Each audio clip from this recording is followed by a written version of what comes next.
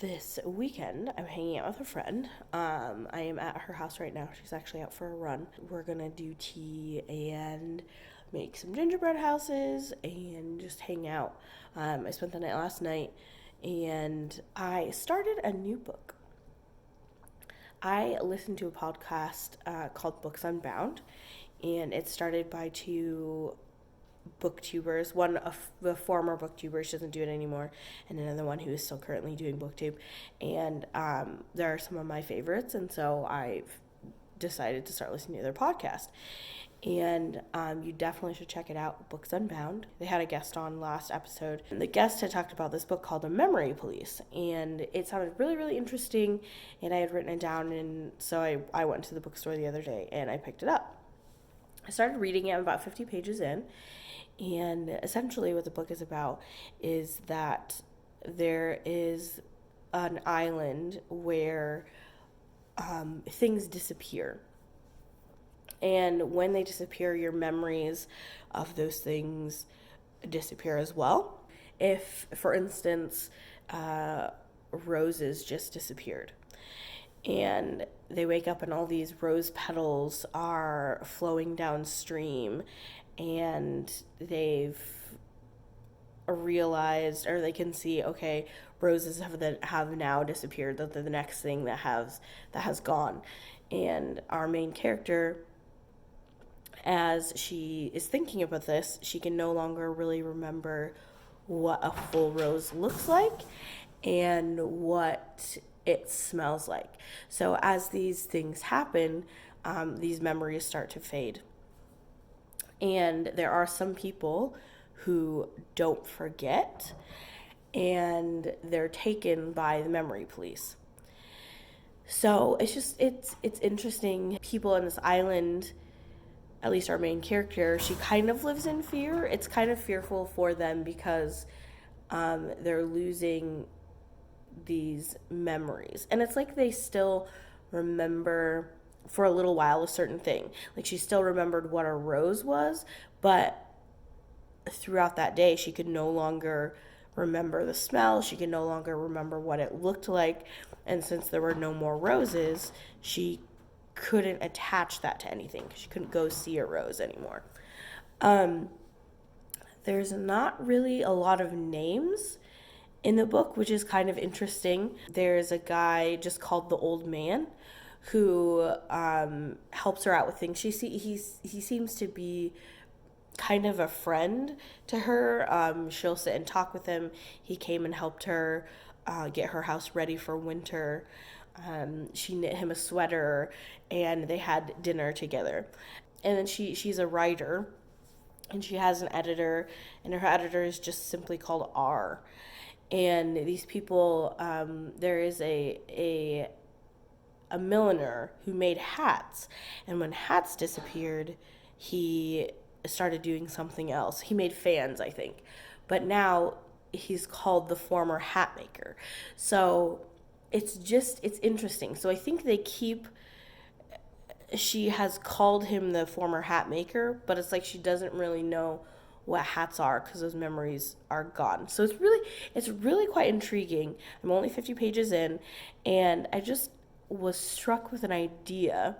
Her mom has died. Her dad, I believe, has died as well. Or maybe she said he disappeared. Ooh, I can't even remember now. I think he died as well.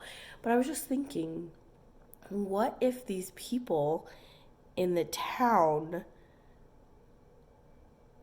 what if this old man, like, is her dad?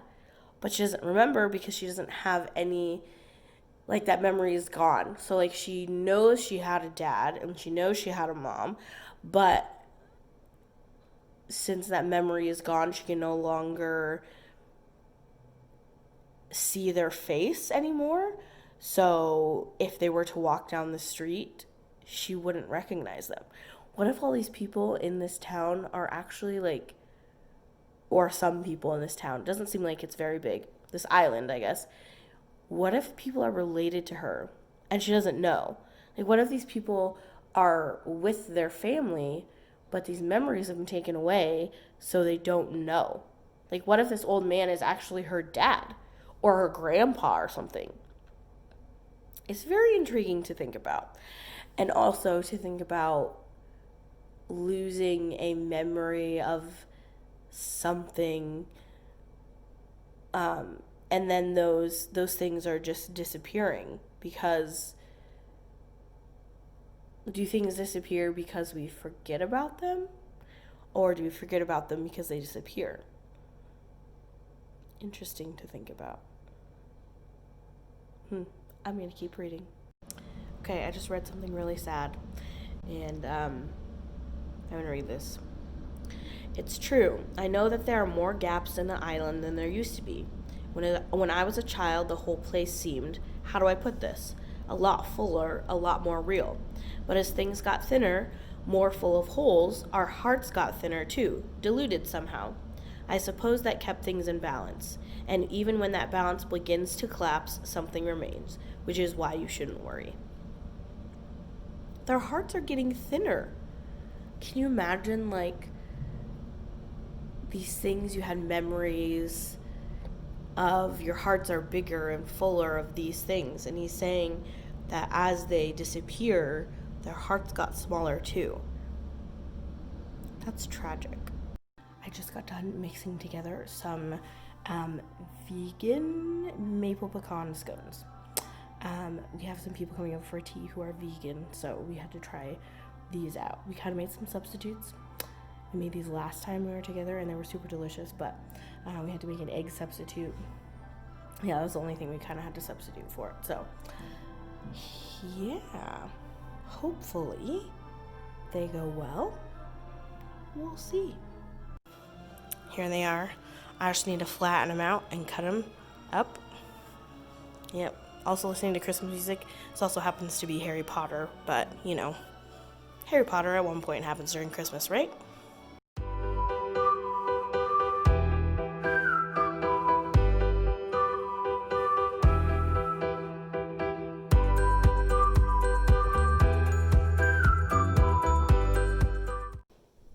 Home Alone and gingerbread. Ooh. Okay, so made a gingerbread house. If you know, want to call me to build your shed or anything else, got it. Friend did one that's really cute over there too.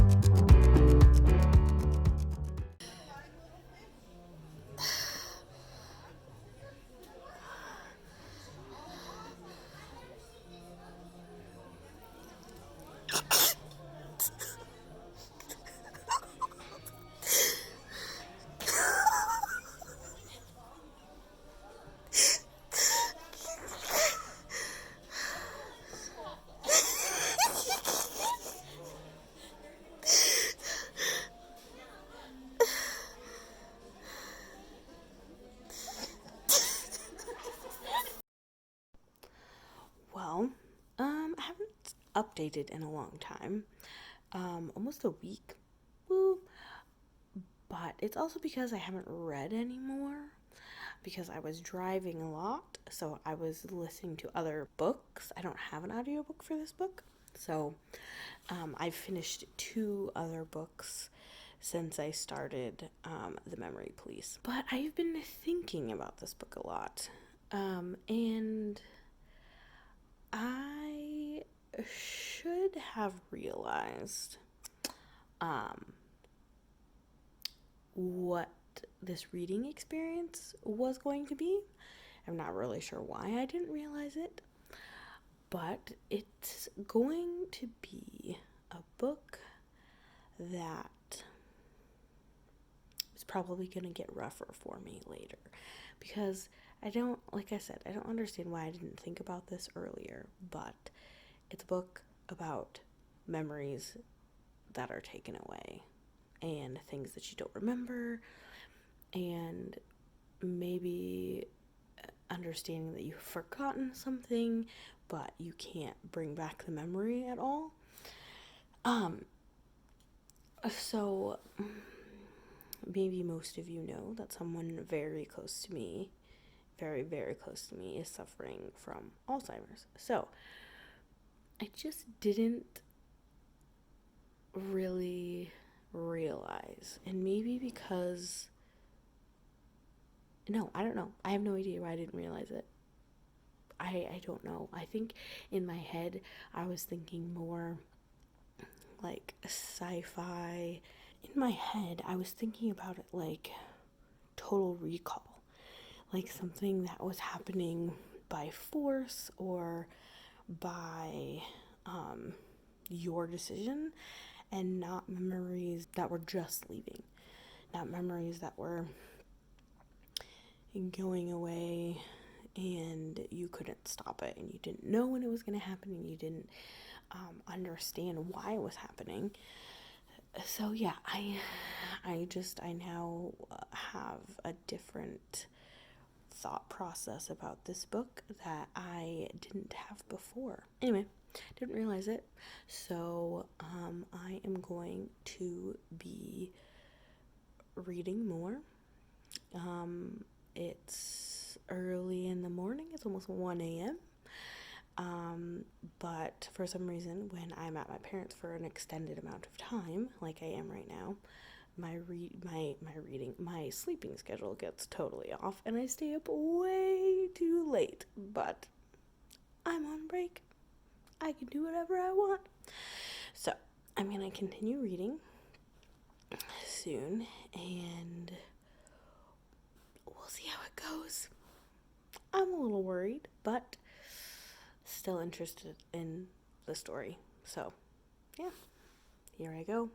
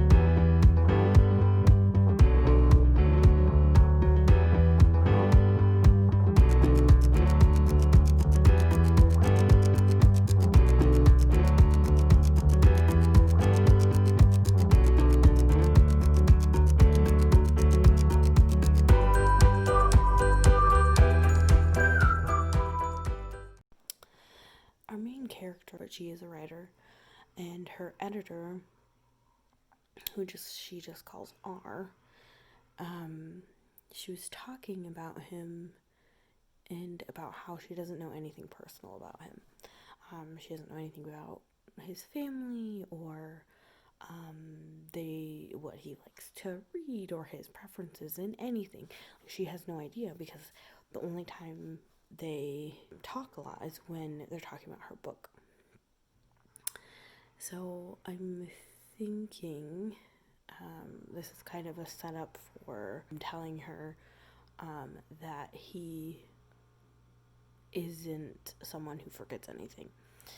And I think part of that, I think the people that don't forget anything, I think they can't talk as freely. Well, I know they can't talk as freely with people as they would if you are someone who actually forgets, because how are they supposed to keep everything straight that they are supposed to have forgotten?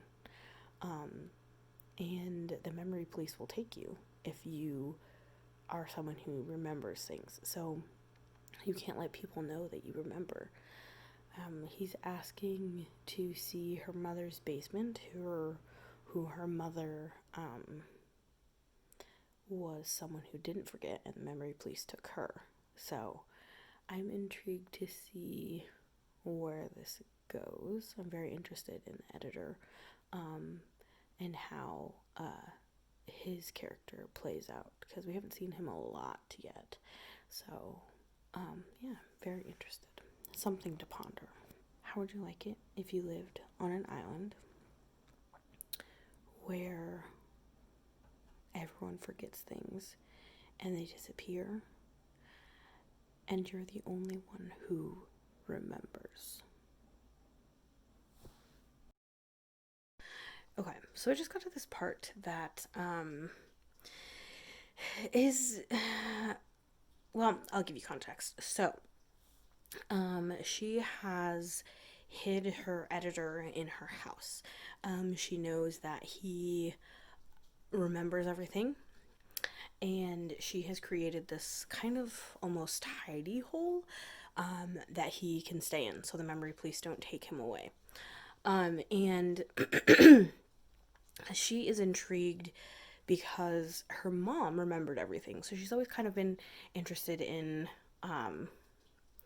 what someone thinks about, like the people who remember, like how that works.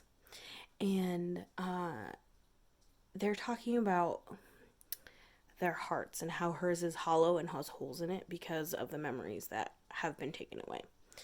And this is what she says to him. I sometimes wonder what I'd see if I could hold your heart in my hands, I told him. I imagine it fitting perfectly in my palms, soft and slippery, like gelatin that hasn't quite set. It might wobble at the slightest touch, but I sensed I'd need to hold it carefully so it wouldn't slip through my fingers. I also imagine the warmth of the thing. It's usually hidden deep inside, so it's much warmer than the rest of me. I close my eyes and sink into that warmth, and when I do, the sensations of all the things that have been disappeared come back to me. I can feel all the things you remember there in my hands. Doesn't that sound marvelous? Okay, so I usually like really poetic writing and prose that's really beautiful, and analogies and things like that. But this one just kind of grossed me out. Like, the whole time I was reading that one little paragraph, all I could think of is this warm, slippery, gross heart that she's holding in her hands and blood everywhere. Yeah, it was kind of weird. Like, I stopped reading and went, ew. Like, I don't think that worked. It didn't work for me. Didn't work at all. And then there's this one that works really well, and I love it. My memories don't feel as though they've been pulled up by the root. Even if they fade, something remains. Tiny little seeds that might germinate again if the rain falls. And even if a memory disappears completely, the heart retains something, a slight tremor or pain, some bit of joy, a tear. That one I like. Okay, holy moly. I just had to stop reading because I just finished a super stressful part of this book. Okay, so I've said before that our main character is a writer and that she is hiding her editor in her house. So she's also writing a book throughout this book. So there are sections that are in different font, and it talks about the book that she's writing. So essentially the book is about this girl who takes a typing class, and she falls in love with her teacher, and she loses her voice. So the only way they communicate is her typing on her typewriter, and that's how they talk. And it's been fine, and they've done it so long that she is really fast typer, and so she no longer writes anything down. So in this story, the part that I just read is the part that our main character is writing. So I just read part of the main character's story that she's writing. And in her story, the character who has lost her voice, her typewriter stops working. And her teacher is like, oh, don't worry, we'll go to the classroom and I use that to fix all the typewriters. So I'll just take it there and I'll fix the typewriter for you and we'll be fine, don't worry. And he tells her to leave her pen and paper at home because she won't need it because the typewriter is going to be fixed soon. And they get to the workshop and he doesn't fix her typewriter. The woman is getting like a little stressed out because she doesn't understand why he won't fix her typewriter, and she can't communicate with him because she doesn't have her typewriter and she doesn't have her pen and paper. And she's looking around this room and there's typewriters everywhere, so she just goes to another typewriter and it doesn't work. And she realizes that every single typewriter in this room doesn't work, and this guy is just sitting there not fixing anything. And then she realizes there's no paper in the room either. So even if her typewriters worked, there's no paper to type on anything. It was so stressful because this girl's panicking because she can't communicate, because she has no pen and paper and she has no typewriter and she has no voice, so she can't communicate. And she's trying to tell him something and he's like turning and he's like, I now can control you because you have no voice and you don't have any way to communicate. So I'm going to keep you up here and that's how it's going to be. What? Oh my gosh. Okay. So super stressful reading that part. I could feel the character's anxiety.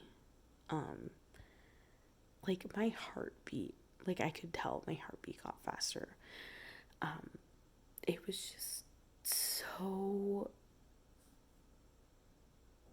weird, and I could feel the character getting scareder and like more anxious about the whole situation and worried that she can't like communicate at all, and trying to figure out how to say something, and looking at this guy who she loves and who she thought loved her just essentially turn on her. I'm glad that part ended because it was stressful. Oh my gosh.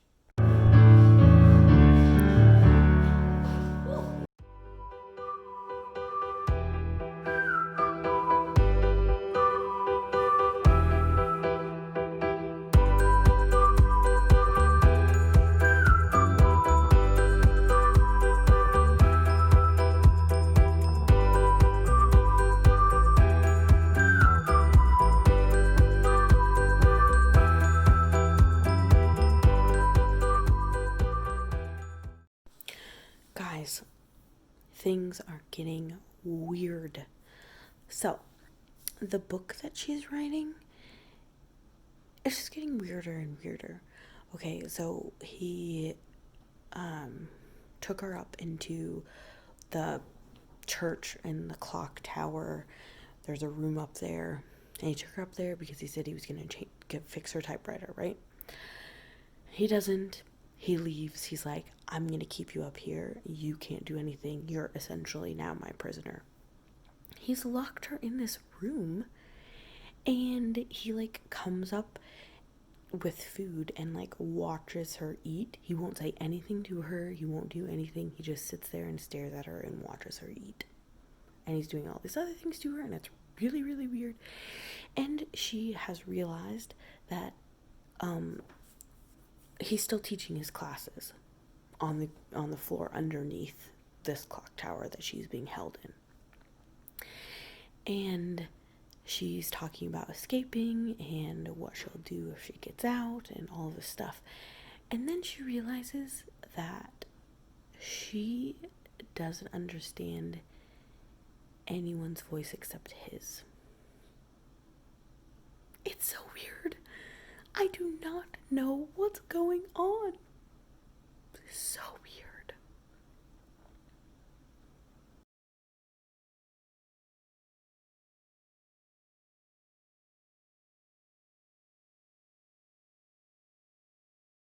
Okay, but the next thing, I don't know how spoilery to get. I'm not sure. First of all, I don't know how I feel about this book. Because I don't know. Like, I'm not sure where it's really going. I don't know. Like, there's plot to this book, but not really. The premise is very interesting and stuff like that, and things keep disappearing, and so it's interesting to see how people are handling that and how she's hiding her editor, and how he's handling all of those things because he still remembers everything. And I think, like, he keeps telling her, I don't think your memories are actually gone. I think they're just hidden. And maybe at one point, maybe light will shine on this hidden area and you'll remember something. And she wakes up one day and novels have disappeared. Which, dude, that would be terrible. So now, not only is she an author, but she likes books. So she has so many books, and so her editor, who she's hiding, is saying, hey, like, don't do it, don't burn your books, because everyone's burning all their books. They're burning their books. So he's like, don't burn your books, put some in the room with me, don't throw all of them away, because maybe if you keep looking at these things that have been lost, maybe you'll start remembering something. So she lets him talk her into that. So she saves some books and she saves her manuscript. So that is all being saved. And then she goes with the old man to burn the rest of her books. And a lot of things have disappeared earlier. Like, fruit has disappeared, so all the fruit trees died, so they no longer have fruit. And some other calendars have disappeared, so like time to them isn't really a thing, and now it's always winter. They're like, well, if calendars are gone and then how we process time is gone, then maybe spring is never coming. And so it's always winter. So anyway, as they're taking these books to go burn them, this one lady, she stands up and she's like, you have to put this fire out, you have to stop burning stories and all this stuff. And our main character is like looking at her, and she's like, she has something weird on her head, she doesn't know what it is. And the memory police come and take this lady, and this thing falls off of her head, and she's like looking at it, it's on the ground. And all of a sudden she's like, oh, it's a hat. And I realized as she says that, the people that live across the street from her, she calls him the former hat maker. So clearly she's remembering something, because if hats are gone, she wouldn't have called him the former hat maker, because hello, hats are gone, so she shouldn't remember a hat. But then she remembers this hat that the lady drops. And then as she's throwing books in the fire, she says, she's like throwing nice ones, they have pretty covers, there's like a leather bound one. She goes, then I throw one with a fruit on the cover, and I'm like, hello, fruit's gone. She remembered fruit. She's remembering things. It is taking a turn. I literally have no idea what's going on. No clue what's going on. But yeah, I mean, it's super intriguing. These people, when something has disappeared, they don't even question it. They just let everything go. And some of the things they can't do anything about because, like, when fruit disappeared, all the fruit trees died. So, and those trees will never grow again. So they will never have fruit again. And when the roses disappeared, people, like, all the roses in every garden blew away. And people who grew roses, like, destroyed them. So maybe if these people decide that they're not going to destroy things when they disappear, then maybe that's what will bring everything back.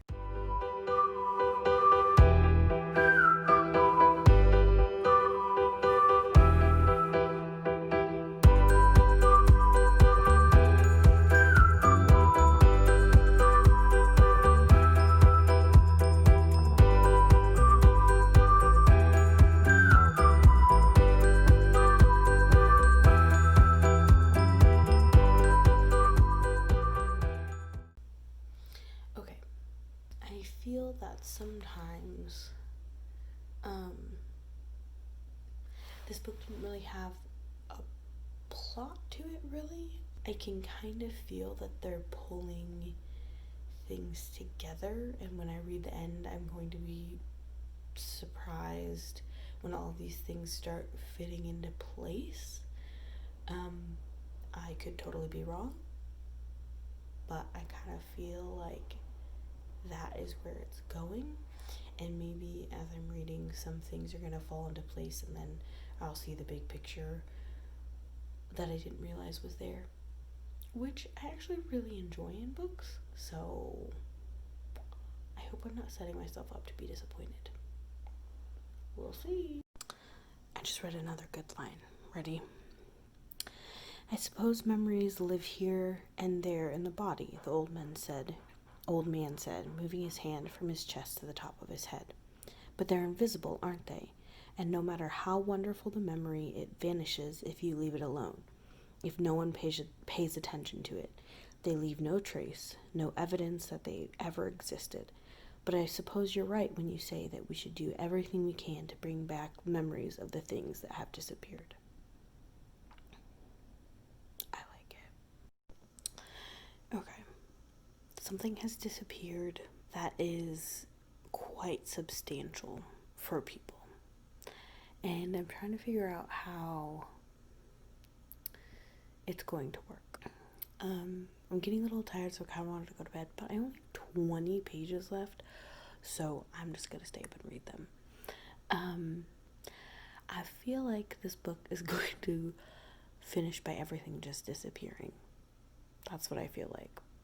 I thought it was going to be something, and maybe, hey, like the memory police had been giving them something that kept them from remembering. Like maybe it was in their food, or maybe it was in something. I have no idea. But inevitably, where the story is going, it seems that everything is going to be gone. Like people are just going to disappear. And it's making me think of making sure that I remember things that are gone, and not necessarily like things, right? But people, and just like remembering them. Because it's true, when we don't think about things that are gone, those memories are there, but if we stop thinking about them, they kind of disappear.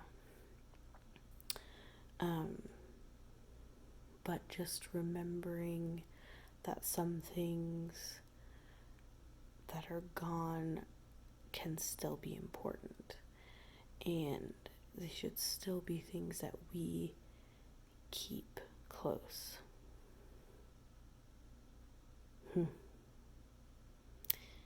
Deep stuff.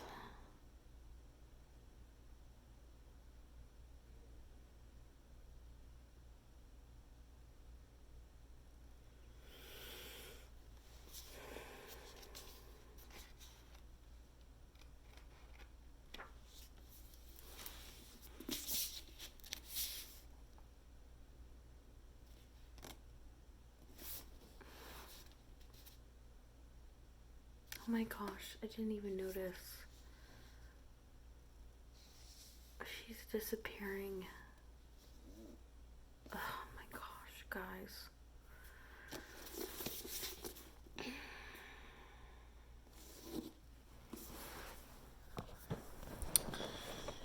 Well, I just finished the book. It's sad. It's really sad.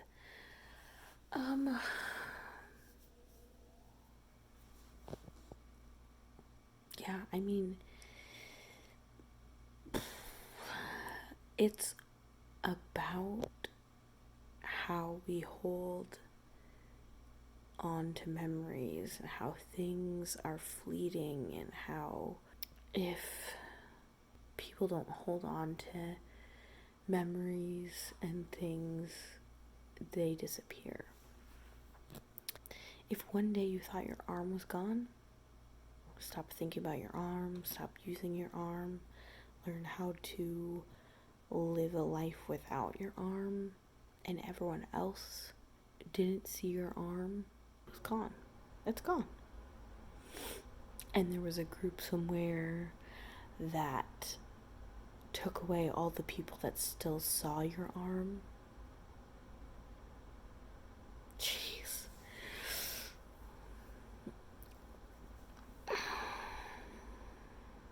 It's just, it's crazy.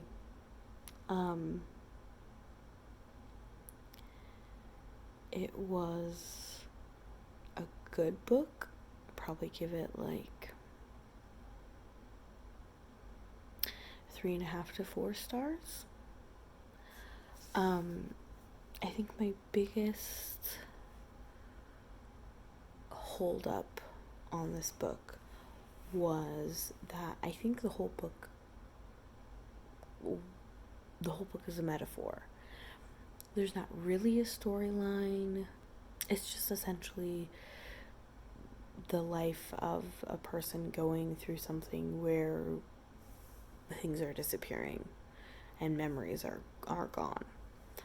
So that is the storyline, I guess, but it just didn't have a full direction to it. I think I was hoping that the Memory Police had something more to the storyline than they did, but they were mostly there for a sense of urgency and a scare factor. Not really knowing when they were coming, if they were coming, what they were going to find, where they're going to take you, things like that. So I kind of wish there was a little more to do with them. I had a couple of different theories as I was reading the book, and they were more elaborate than the book turned out to be. So clearly I thought other things were going to happen. But it usually happens when I read books like this. I come up with all different theories, and clearly not all of them can be correct.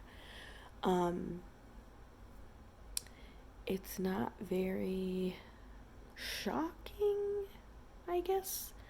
That's not really the right word, because it is kind of shocking, but it's not really in a way. It's kind of a quiet intensity is maybe what I want to go for. There isn't a lot of big moments that are happening. You essentially know what's going to happen and how it's going to end up as you're reading, so there's not a lot of big reveals, I guess, and stuff that can really hit you hard. It's just quite sad. So yeah, it was good. I don't want to be too spoilery in case you guys want to read it, but it seems inevitable. So yeah, I mean, I really I liked it. It was good. I've been reading in this chair a lot, in this position. It seems to be my vlogging chair. So I'll say goodbye to the chair and end this vlog. I feel like it's anticlimactic. I don't know, maybe not. So yeah.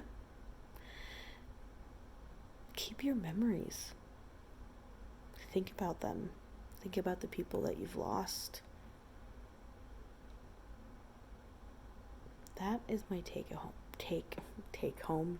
I was gonna say take home and take away, and then it came together. Anyway, it's 2:45 in the morning. My brain's a little fried, but yeah, my takeaway from this book: keep your memories.